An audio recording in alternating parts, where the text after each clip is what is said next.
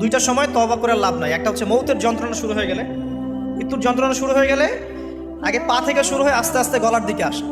হাদিসে যেমনটা এসেছে, সূরা ওয়াকিয়ার মধ্যেও আছে যে পায়ের দিক থেকে যন্ত্রণা শুরু হয়ে আস্তে আস্তে আস্তে আস্তে এই গলার দিকে আসে, এবং আত্মাটা গলার এখানে যখন চলে আসে, এখান থেকে মালাকুল মউত আত্মাটাকে নিয়ে চলে যায় এবং চোখ দিয়ে তাকিয়ে থাকে মানুষ।